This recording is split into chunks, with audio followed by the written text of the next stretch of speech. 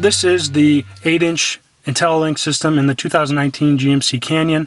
This one is equipped with navigation. There's a lot going on with these systems. Primarily, you want to use Apple CarPlay or Android Auto. They are equipped with that system.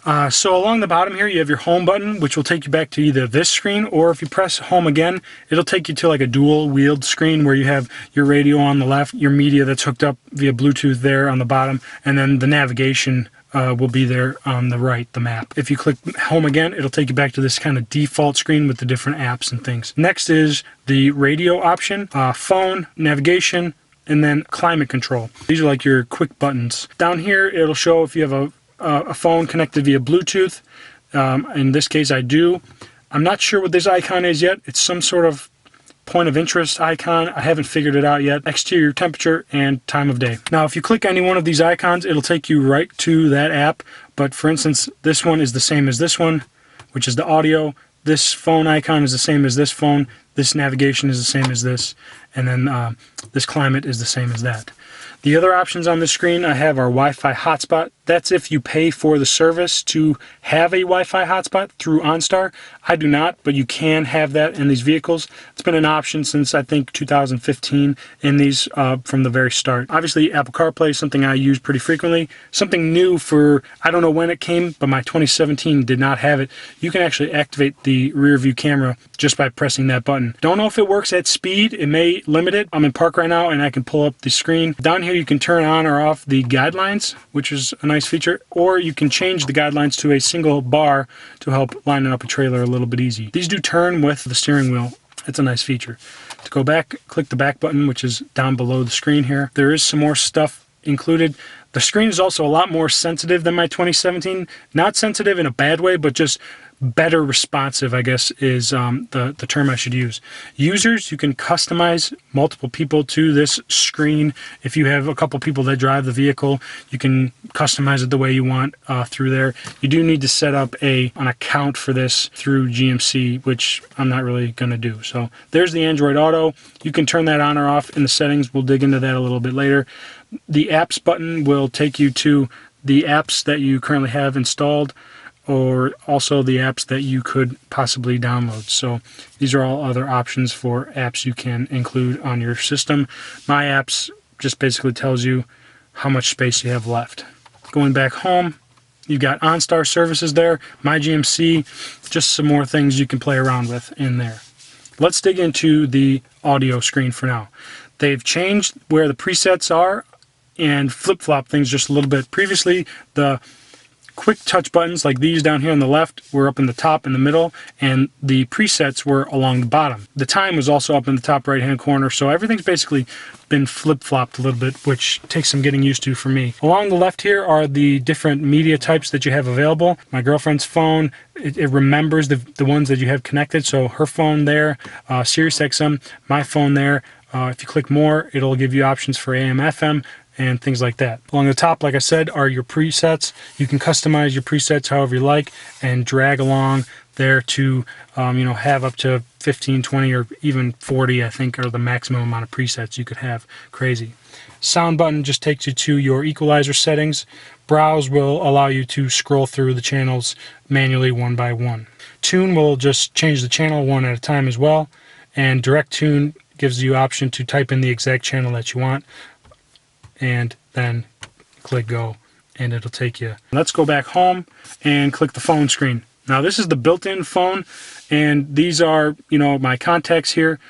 The recent calls will be on this screen. Keypad to type in a number right away.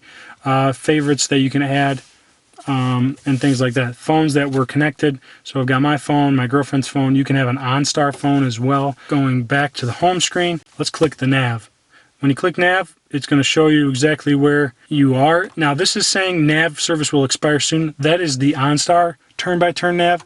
The actual in-dash nav is still going to be effective forever. It will lose some functionalities like it just said, traffic and other things like that. But for the most part, the maps in the system will still work. You'll be able to type them in as you go. Now, I don't really use this system. It just came equipped with this vehicle. If I'm going to use maps, I'm going to use Apple CarPlay with Google Maps or Apple Maps. But this is a backup option, I guess. So you got some screen settings here for your map, you know, and then you can zoom in and zoom out as you like there as well. This tells you your current location, the direction that you're facing, and you know, if you want to search for a place, your destination, you can just click that search icon and then type it in as you go. You could even voice talk up there if you'd like, and go from there. So it also gives you some quick presets for things like food and coffee, ATMs, transit, entertainment, etc., etc. Let's go back to the home screen. We touched on the camera. Obviously, Apple CarPlay. I'm not going to dig into Apple CarPlay right now.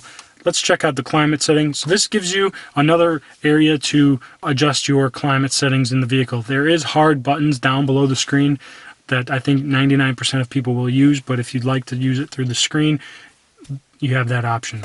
Going back home, let's go into the settings menu. Now you have 3 tabs along the top: system, which is this system here, apps, which are the apps that you have installed, and then vehicle settings on the top. So time and date will change. Obviously, time and date, you can change your language. You can manage your Bluetooth phones, manage your Wi-Fi networks, which you can actually connect to your home Wi-Fi network if you'd like to download those apps.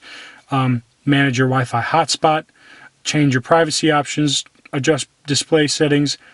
Sounds, I believe, is things like maximum startup volume and the audible touch feedback when you touch the screen. Voice will just give some voice settings for your voice commands inside the vehicle. Favorites you can adjust. I think I said before, you could have up to 40 favorites. Or you can adjust your favorite names here, shorten them, lengthen them, whatever you'd like, by using that little edit icon, or delete your favorites all at once like that. Number of favorites is, yeah, you can have 40 favorites. Crazy. Keep going down. Updates will, if you're connected to a Wi-Fi network, it'll update the system here if there are any available from GM. Preferences, just one single preference. Download new updates in the background. Sure, I guess if you want that. About, just going to tell you about the software information. Running applications will tell you what's running. And then the return to factory settings there on the bottom. It's pretty straightforward in the system tab. Apps tab is going to tell you the different apps that you have installed. So obviously we have Android Auto, CarPlay. You can turn them on or off from here so that icon is not showing in the main screen. I'm going to go ahead and turn off Android Auto since I don't use that. Apps, just another place to manage apps you have installed. Climate, just some settings you have in climate. Nav settings, some settings you can adjust for your navigation system. Tons of stuff in there. Phone settings, stuff like that, etc., etc. More settings that you can modify in here. This last tab is vehicle setting. Rear seat reminder. If you get in the vehicle and open the back seat first before you actually start the vehicle, it remembers. And when you're going to get out, the driver information center will ding at you saying to check rear seat. I find this useful if I open the sliding rear window. Also could be important for people who leave kids in the car. Obviously you don't want to be doing that. Remember to look in the back seat so you don't forget something important. Climate and air quality will just give you some more settings there. Collision detection systems. Rear camera park assist symbols. That's the guidance lines on the rear view camera. If you have the collision system equipped on your vehicle, there will probably be some more settings here. This truck doesn't have it. Comfort and convenience are just one single option. The chime volume, which that's the lowest you can go. You can adjust some lighting settings like vehicle locator and exit lighting settings. Power door lock settings. Open and lockout, auto door unlock and delay door lock. Remote lock and unlock and start, just some settings in there. Remote start with heated seats, always like that one when it's cool out. Teen driver, you can set up a teen driver mode to customize different things in here. You can set a pin and then lock out certain settings of the vehicle. So you can look and see how they're driving. You can also manage the settings like their audio volume limit and things like that. They have a speed limiter so they can't go that speed. Also speed warning that they're driving too fast. You can change the pin like I just set up. You can also customize keys specifically for for one person. Say you want it to be this key is for you and the other key is for your teen driver. That's an option. I'm just going to go ahead and clear that out since I don't have any teens driving my truck. Valet mode you can set up if you want. If you're parking it at a valet and you don't want them to have all the options in here, you can lock the vehicle, and I think it also detunes the engine so they can't just go racing around. To get back in, you need to type in the code and unlock, and then you're back. So that's basically it for system settings. Going back to the main screen. That's all I have to share today. If you have any other questions about the infotainment system, feel free to leave a comment below. If you liked this video, give it a thumbs up. I'd love it if you subscribed, and stay tuned for more videos. Later.